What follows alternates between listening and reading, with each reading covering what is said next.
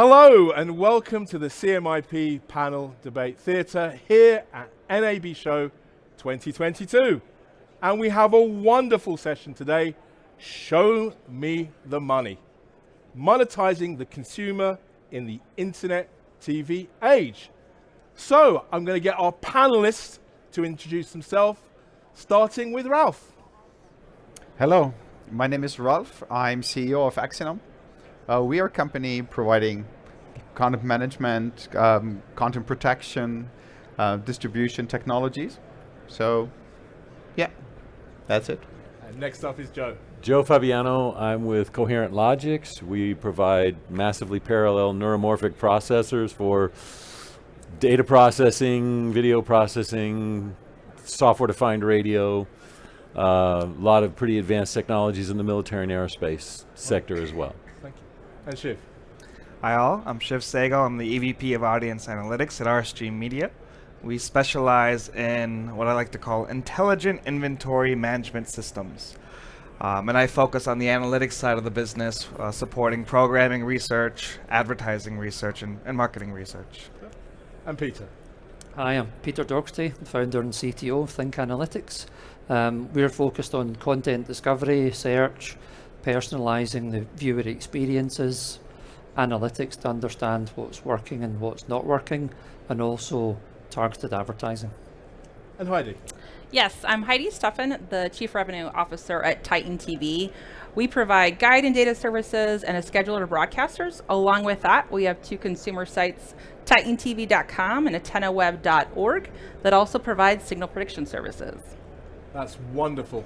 So this panel, Show Me the Money, we've run before in a post-COVID, happier, simpler time. And this script Pre-COVID. was probably written during that time. But I think some of the facts are true. We have seen massive content consumption over the last few years. But revenues for some broadcasters have stayed pretty stagnant in comparison to the amount of binging content. I'm going to ask, starting with Ralph, what do you see are the big trends? What's your big trend that's keeping you awake at night when it comes to monetization in the internet TV age? So what we can see, especially the requirements for the technology, is to basically be capable of mixing subscription models, advertising-based models, actually not being tied to a specific way how you actually monetize your content, especially not from the first in the first stage, so to be really capable to launch models with your content, to create business models around the content that can change from a subscription to a subscription ad to a pure ad based to a collaboration with other service providers. So what we see is a really high demand on flexibility on technology. So that is really some trend. I don't see customers coming saying that's my business model for the next years. I don't see that. I see them maybe this, maybe something else, and there are a lot of providers of data analytics we have here in the round that actually also then make the trends, no? Tell you, okay, the trend in 2 years is different. So we have seen the rise of an advertising-led model, rapid rise in the last few years. I'll choose you, I know a space that you're comfortable talking about. What do you see as the big trend for monetization over the last few years, and where do you see it heading? Well, I mean, there's a couple trends. There's obviously the SVOD trend, where people are investing a huge amount of money to create original content. I believe a fun fact is the top 4 network groups together combined is about it's about $80 billion for original content, and that's like the GDP of Sri Lanka. So there's a lot of money being spent there, and that's obviously the SVOD side. On the advertising side, there's fast TV platforms that are coming out. And it's interesting in terms of the number of, right now there's about 10, 15 different providers, and they have a bunch of channels. And for advertisers to actually reach a different audience, the linear audience is different than the audience on these fast platforms. So there's obviously an opportunity to actually leverage your own data, to leverage your ad inventories better, to use it across linear and on these fast platforms. That seems to be a trend right now. I think from a content perspective, I think people are still figuring out what is working. Right? Is SVOD actually profitable? First of all, right? Unless you're Disney, do you actually have the money to supplement what it's I think a WandaVision episode was like $25 million an episode. Do you have that? Do you have those opportunities to invest in content like that? When it comes to addressable advertising, we all want to reach the right viewer at the right time with the right ad. And how do we do that in an efficient way where there's transparency? I think all goes back to measurement. Do we have the understanding of actually what's happening behind the scenes? And I think the industry is kind of figuring it out, and we're going to kind of see over the next couple of years, what's real and what's not real. So I think things are playing out. I'll ask Joe. I know, Joe, you're a bit of a wizard. Your field of expertise is quite innovative in the worlds of like AI and analytics. Are there any technology trends that you see really impacting monetization? So I actually, to me, the largest trends that are affecting monetization at the moment are really societal, demographic. And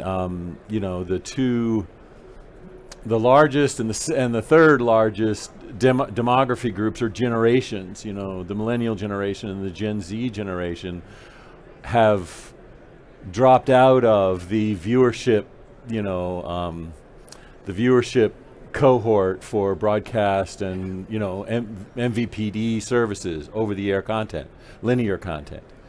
And so since those generations have largely dropped out, the big trends that drove them out are interesting. We had kind of a perfect storm of YouTube getting to a point of, kind of an inflection point as far as their growth of audience at the same time that the millennial generation came of age to acquire homes and become part of the homeowner. I've got, my satellite TV or my cable TV subscription. I've got the big screen in the living room.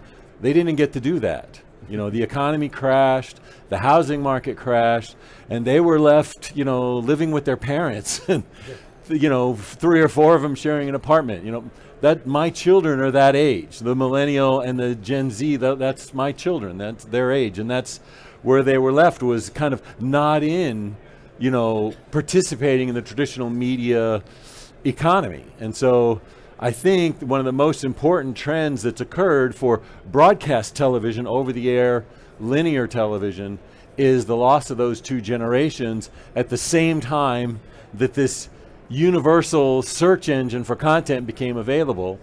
They all began to become content producers themselves. And so the most important thing that the traditional TV industry can do above anything else is get those generations back. And I think that's something that needs to be focused on. I'm so glad you talked about a societal thing, because I agree with you. And it's interesting when I speak to my 17-year-old son, his relationship with television and my relationship at his age is completely alien. Yeah. Peter, where do you see a big trend emerging? Yeah, I think like the rest of the panelists have been saying, there's a huge amount of money being spent on content, on the platforms, on trying to engage these younger audiences that are not, currently engaged as their previous generations would have. And it is really about having the capability of personalizing the experiences so that you can bring them in. And whether that's in the content space, whether it's in targeted advertising, on fast platforms, really being able to capture somebody's attention. I think that's one of the key things, is that, in previous days, people would be prepared to sit in front of the TV and zap and surf and spend 5-10 minutes trying to find something to watch. And, those days are gone. You have to engage somebody very, very quickly and present the right content to them, or the right advert, and actually keep them engaged, because there are so many other things they can do they can get bored very easily and go off and do something else.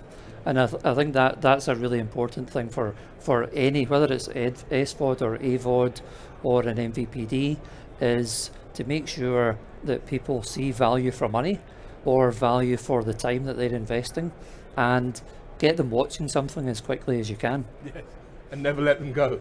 Exactly. Yes. Show them they haven't exhausted the catalogue so that they keep coming back. Heidi, where do you see a key trend emerging? From a broadcaster, I mean, someone said it earlier yesterday, broadcast was the first fast channel there was out there, right? But the nice thing is this next-gen TV, ATSC 3.0, really opens up the door and the capabilities of what's possible. Next-gen is IP delivery. The nice thing about it is it's not going to only be on a television set, it's also going to be mobile. And Pearl and MAGA did a research, and what they actually found, talking about the younger generation, the core nevers that's never had anything, they are really excited about the capabilities that are there for next gen. And that's just the TV side of next gen. There's other things that next gen's going to bring broadcasters that they're going to be able to monetize even more than regular television. We're at North America's premier industry show. Yes. But I'm a Brit. We've got some fellow Europeans, fellow UK nationals. We're a diverse group.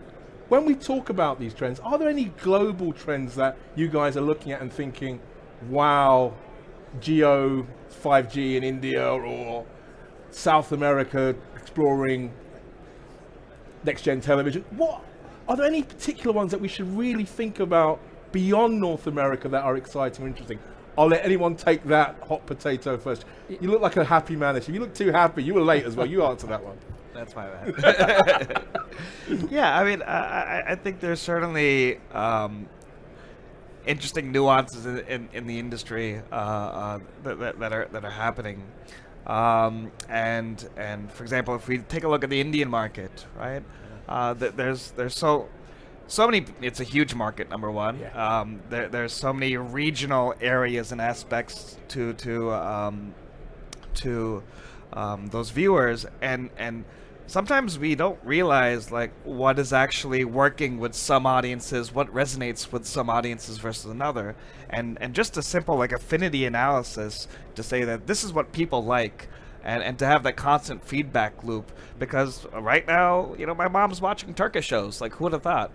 You know, and I think we to kind of discover more. Maybe I'm stealing some of your lines, but to actually discover and find, as now we have a global audience, as you know, people are ever more fragmented. Do we actually know what people like? Are we feeding them the same type of content, and to have that kind of feedback loop, because we don't know. You know, people in Africa. What do they like? What do people in LATAM markets, what do they like? It actually might be things from outside their kind of core competencies.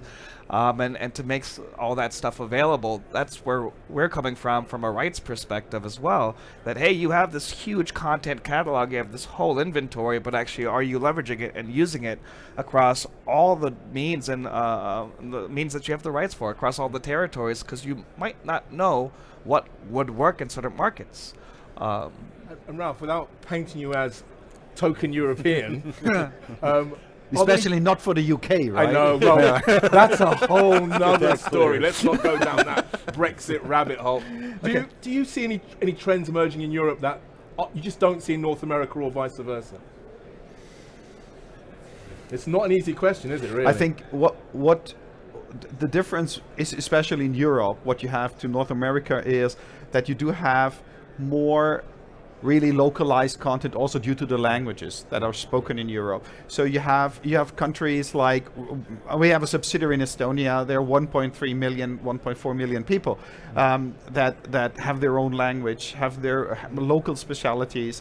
I'm from Germany with 80 million. So what you can see is the fragmentation also in content, I think, is by far deeper than the fragmentation is here in North America. The utilization is, can you really utilize as a broadcaster that you have local content? I think definitely they do not do enough. Yeah. You can do much more. You can analyze your audience much better. You can analyze what is the audience actually interested in.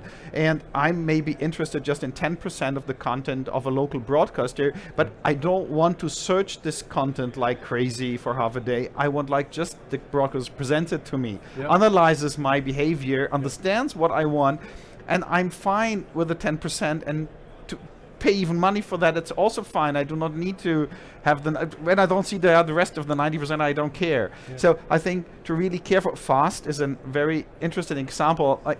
I don't like this analogy to say like, okay, you just have some crappy content and just put it into some linear stack and then stream it. So I think fast is also a very interesting approach to analyze me, what I want to have, what I would like to see, analyze what do you have in your repository, and compose me the content in a way that I can really just enjoy it while I'm cooking, let's say, now where I don't want to switch and search. So I believe that this is in Europe, maybe could get a bigger trend because of this localization. Yeah. Maybe, I'm not sure, but and faster still hasn't really been adopted that much in Europe. Right. It's still no, absolutely on the edge. it didn't. not needed, There is yeah. no adoption. I would Yeah, say. you unless you have to go what and do you find call an American adoption? Like how service. many? It's like it's below percent. So I have to make an honest change. I actually changed my script slightly for this session. Because I turned up at NAB and I walked around the hall and I saw ATSC 3.0 is a thing and everybody wants to talk about it. So I quickly made some notes and changed things. And that's a huge trend, which as a European, we had HBB TV and we kind of had it, but it wasn't really widely adopted. But I'll ask you to Heidi, it just seems that the industry, and not just North America, is really embracing it. Where are we with Next Gen TV at this moment in time? So in the US, we have about 59 markets that are live with it, which includes about 260 channels. Okay. And then the other great exciting news is that there's over about 140 devices, and that's from televisions to dongles to set-top boxes that can receive it. I mean, that's the key. It's also going live, and it went live in Korea. Brazil's looking at it, and some of these other countries. So it's one of those, just because of so many possibilities, especially for broadcasters, but there's opportunity to make additional money outside of what they do every day today. I think the thing I find, the reason I hurriedly changed my script was that HBB TV in Europe is, Ralph, help me now, 10 years old, maybe? Yeah. It never caught on. No, it's And the excitement about it at trade shows like IBC, NAB 10 years ago just wasn't really there. And it's completely, I'm curious to know why, I can make a guess, but why is there so much interest and excitement about it compared to the European model, which never really caught fire? Well, Next Gen is IP delivery, so it really opens up the door. I mean, even there was a panel here yesterday that said the first dollar is going to be made this year with Next Gen, and it's going to be a sponsorship on the broadcaster app because they can deliver the commercials there. You can also do dynamic ad insertion. So now we're competing with the OTT platforms. But it goes further than that. They can now take part of their spectrum and do data casting. So think of your big guys, the Googles, the Detroit manufacturers. They needed to do software update. Instead of using, the cell phone towers that it's one-to-one, broadcast is one-to-many. They can send that out, and they're going to bring in revenue. It's going to be more efficient and cheaper for the guys to be able to get that information out and update the software. Any other views on the OTT? I actually like to build on I'd like to build on what she said, actually. Our company actually helped author some of the core segments of the ATSC3 standard, I knew you were a very wizard, intimately involved in it, and hold some of the core IP in that area. But one of the things that's really important about the fact that they're converting to an IP delivery mechanism, so it's essentially like broadcast internet out to consumer devices and consumer homes and mobile devices and venues, including IoT venues and transportation venues, etc. One of the reasons that's really important and can really help them, when I said it's vital that the standard old line TV industry get the new generations brought in. Some of the things that are different about those generations is, they can't afford some of the big subscriptions that other people pay for, okay? They're using their parents' Netflix login, they're using their brother's, Hulu login, et cetera, in order to have access to the services they want. When there's a big game on, my kids get an antenna and stick it up in the apartment window and watch it over the air because that's the only way they can get it. But sometimes it's the only way they go there. But in research, what you learned about this generation is they're willing to watch ads. Yeah. They're not so willing to watch scheduled programming unless it's must-have programming, like sports or some big breaking news event. Yeah.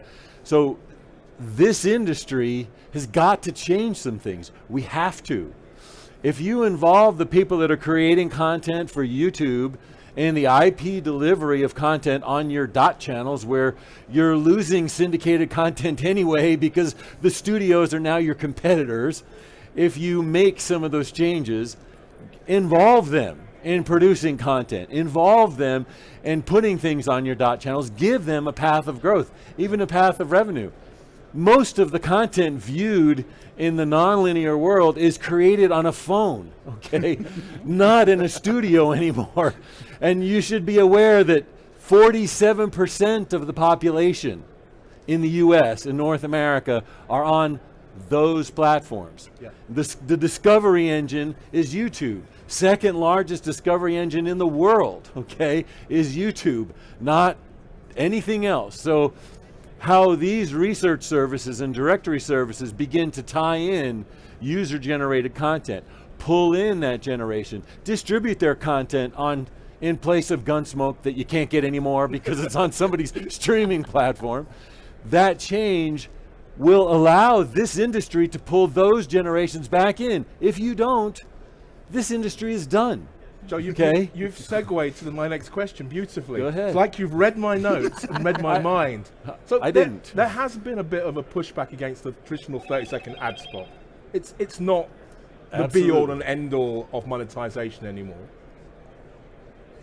Where do we go now? If people don't like 30-second ads, or if people don't want 18 minutes of content in the half an hour of programming when the other 12 minutes are advertising, where do we go now? What does the future of monetization look like? Wait, looking at you again. It's on you. Yeah, because you're late. I'm going to give you the hard I'm just questions laughing. every single time now. I'm just laughing because I hope the answer is not the metaverse or No, something don't like say that. Right, so just so you know, we not cannot there yet. don't mention the metaverse, don't mention 3D, okay? Those are two things we I can't hope mention it's ever. not. I just don't. Personally, I just don't understand the metaverse. I don't like people. Like apparently, Subway is hiring jobs to make sandwiches in the metaverse. I won't go there, but I really believe we're it comes back to the fundamentals, right? Number one, who is your viewer? What do they like? Right? How do you provide a core content portfolio that supports their interests? And sometimes I believe that we kind of overcomplicate, right? As things are changing, it's hard to get a track of where everything is. But if we go back to the simple basics, right? Number one, I truly believe content is king, right? And good content will always be, will always have that premium there. But besides that premium content, what else is good content? Right, and I think that every platform will have its own niche, and to really kind of dig down into the basics to kind of further support that pipeline to make sure that you actually have those basics in place.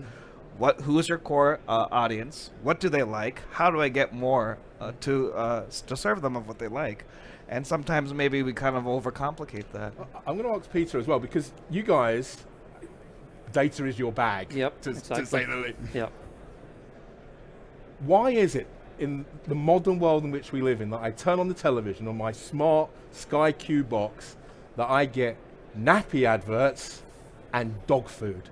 I don't have a baby or a dog. Why are we still so bad at doing advertising in 2022? Yeah, I mean, I think it comes down to that, the data, the feedback loop, really understanding the content that's available, understanding what that household or that individual is watching, learning, really understanding. So the metadata about that content is really fundamental to it. So you have that content intelligence. You can then build audience intelligence so that you actually understand right down to the individual, so that you're presenting not just the right content, but the right ads based on your behavior, not just having a one size fits all to everybody. And if you have that and you become data driven, so you're using the feedback loop, you're presenting the right content to people, whether it's an ad or a TV show, make sure it's in the right language, doing it on any device that person's actually using, having the cross-device intelligence, and being able to sort of segment into those audience segments, so you can actually say, here are, you're in this audience, this is the kind of advert that you're going to be interested in, that's going to engage you, that's not going to turn you off, so that you get fed up with the advert and it actually turns you off the content. I think this is maybe, again, I'll open this one out. We'll go to you, Ralph. The technology has been there for a while. What I'm struggling with is why the broadcasters, OTT operators, haven't become as good as Google or YouTube. I mean, YouTube is really good at giving me targeted advertising. I get no dog food advertising, I get no nappies. It's mostly video games and video games. Yeah. What's the inhibitor?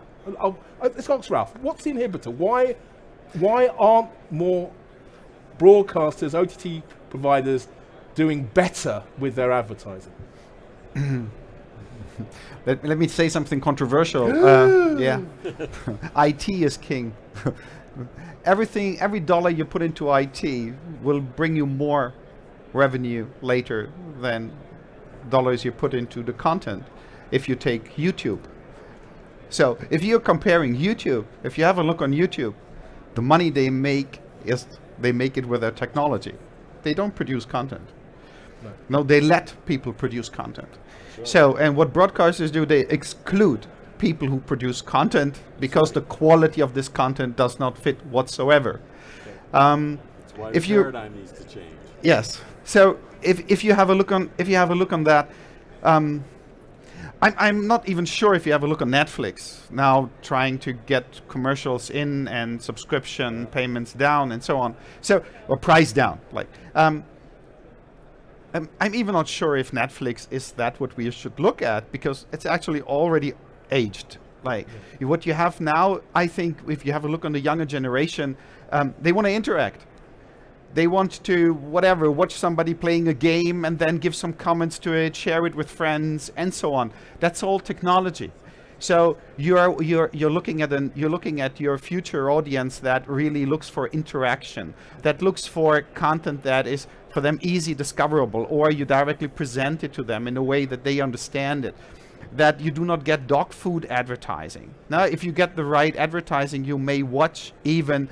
And maybe you do not get the same amount in minutes, but the advertiser is willing to pay you more if you really have a targeted audience. So I believe you do need to switch a bit of the paradigm. I'm not saying content is unimportant. Let me not put it too straight that way, but it is important. But it's the wrong show for that statement. But that's right. Oh, you're just digging your hole. Just dig that hole. Go on, Ralph. Dig that hole.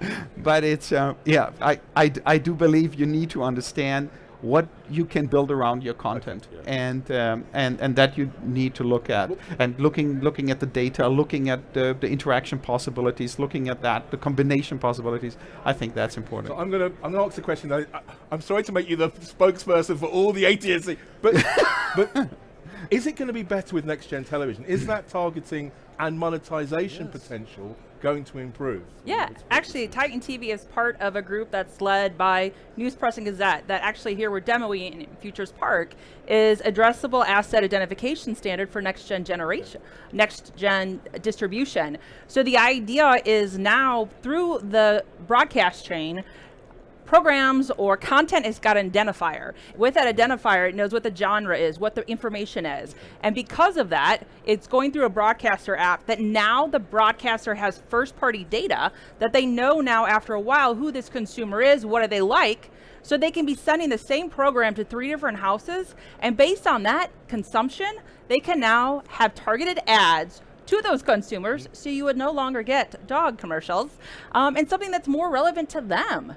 And it can all be dynamically inserted, which in turn, the advertisers are going to pay more for that. So it's going to bring more advertising to the broadcasters.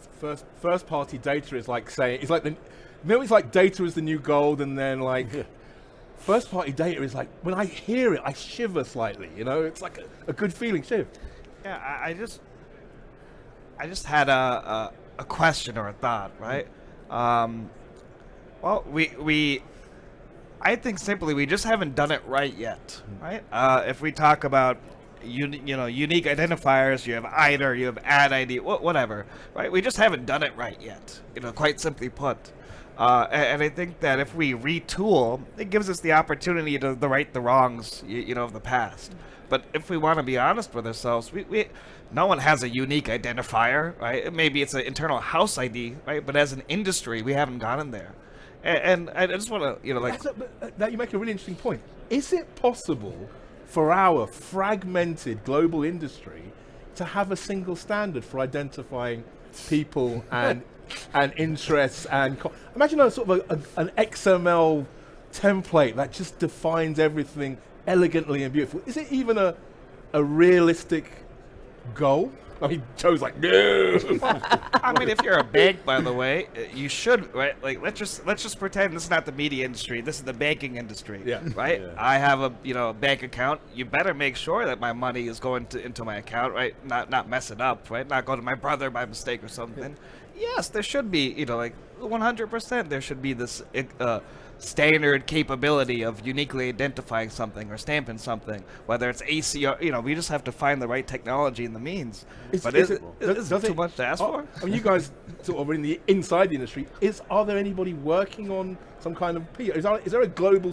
I know you've got a lot of sort of patents and stuff. Is there a global standard in a basement somewhere that's happening that we don't know about? No, I mean, I don't think so. And I think also when we're talking earlier about different geographies, different legislative environments around the world, GDPR in Europe and similar kinds of things emerging in different countries, then it's taken, obviously, there's been a lot of effort in having a content ID, and that's not even personal data. So then layer on personalization on top of that, adds a whole other dimension. The demand, let's say in finance for your credit score and so on, it's not quite the same thing as personal data that's used to serve adverts or used to serve the right content. But I think the key thing is that you can take first party data, viewing data, you can basically through AI and machine learning make that into audience segments, and we can make TV and OTT platforms, we can enable them to offer the same audiences as they are buying on the internet. We can do that today, but what's been happening is audiences have been bought and sold on TV in certain ways for such a long time. Yeah. We're going through that process, so we can do it today. We've got the evidence that it definitely gives those better results, that the ads generate more revenue, they are more effective, they lead to more purchasing. And we're just in the middle of that process where the technology is there, you can do dynamic ad insertion, you can buy audiences, and I think now's an absolutely fantastic time for that, because the plumbing, let's say, the capabilities are there, and we're just at the advent of really being able to monetize that.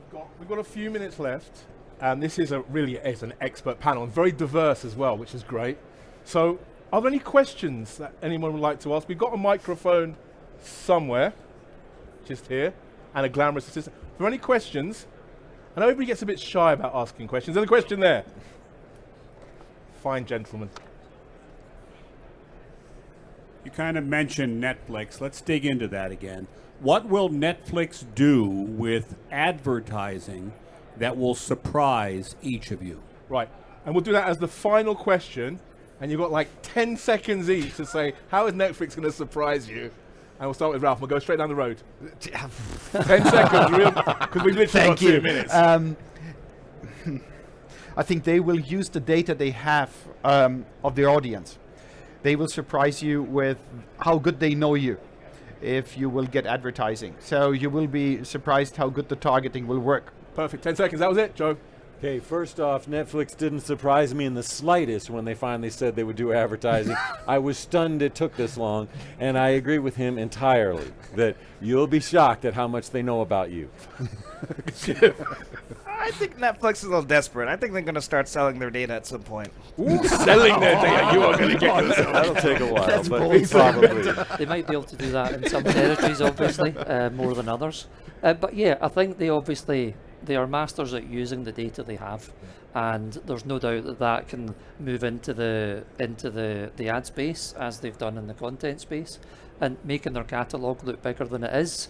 Doing that today, and offering those audiences for advertising is a natural next step. Hi, you're the final word. I would agree with it as well. The more you have that first party data and the more you can provide that targeted ads, I think they're going to get really good at it. I mean, they've got it. They've got the technology to do it. Just a matter of how well are they going to do it.